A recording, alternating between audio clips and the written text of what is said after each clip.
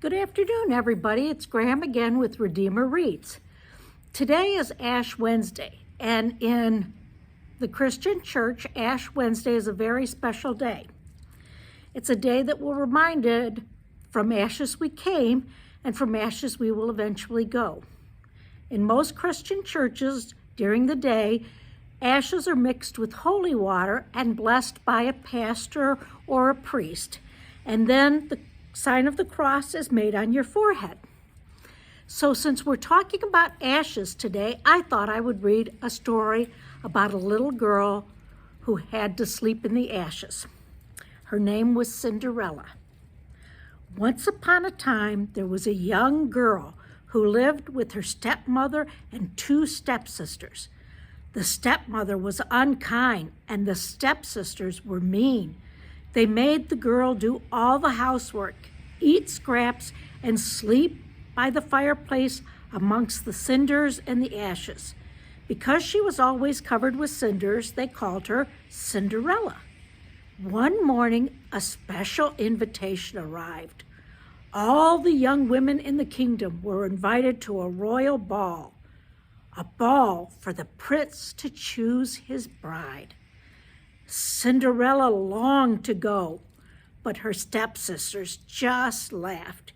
"You go to a ball in those rags? How ridiculous," they cackled. Instead, Cinderella had to rush around helping her stepsisters get ready for the ball. As they left for the palace, Cinderella sat beside the fireplace and cried. "I wish I could go to the ball," she cried. Suddenly, a sparkle of light filled the dull kitchen, and a fairy appeared. "Don't be afraid, my dear," she said. "I am your fairy godmother, and you shall go to the ball." "But how?" said Cinderella. "Find me a big pumpkin, 4 white mice, and a rat," replied the fairy godmother. Cinderella found everything as quickly as she could. The fairy godmother waved her wand, and the pumpkin changed into a magnificent golden coach. The white mice became white horses, and the rat became a coachman. With one last gentle tap of her wand, the fairy godmother changed Cinderella's dusty dress into a shimmering ball gown. On her feet were 2 sparkling glass slippers. "Now off you go," said the fairy godmother. "But remember, all of this will vanish at midnight, so make sure you're home by then."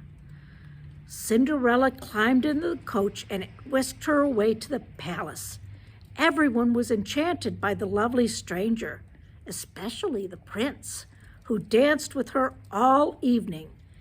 As Cinderella whirled around the room in his arms, she felt so happy she completely forgot fairy godmother's warning. Suddenly, she heard the clock strike midnight. Bong, bong, bong. So here's our pictures. There's the fairy godmother, and there's Cinderella, and there she is on her way to the castle. There's her pumpkin and her mice that are now horses. So we were at bong, bong, bong. Cinderella picked up her skirt and fled as fast as she could from the ballroom. Bong, bong, bong. She ran down the palace steps, losing a glass slipper on the way, but she didn't dare stop. Bong, bong, bong. Cinderella jumped into the coach and it drove off before the prince could stop her. Bong, bong, bong. On the final stroke of midnight, Cinderella found herself sitting on the road beside a pumpkin, 4 white mice, and a black rat. She was dressed in rags and had only a single glass slipper left from the magical evening.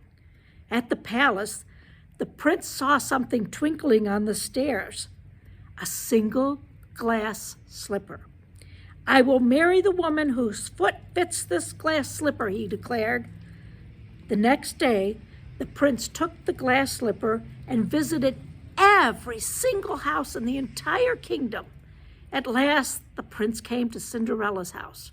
Her stepsisters tried and tried to squeeze their huge feet into the delicate slipper, but no matter what they did, they could not get the slipper to fit. Cinderella watched as she scrubbed the floor. "May I try, please?" she asked. "You didn't even go to the ball," laughed the eldest stepsister. "Everyone may try," said the prince as he held out the sparkling slipper. And suddenly, "Oh!" gasped the stepsisters as Cinderella's dainty foot easily slipped into it. The prince joyfully took Cinderella into his arms. "Will you marry me?" he asked. "I will," Cinderella said. Much to the surprise of her stepmother and stepsister, soon Cinderella and the prince were married. They lived long and happy lives together, and Cinderella's stepmother and stepsisters had to do their own cleaning and never went to a royal ball again. The end. There's all of our pictures. There's the prince and Cinderella running down the stairs, and there they are, ready to live happily ever after. I hope you have a blessed day, and you'll hear another story in the future. Bye.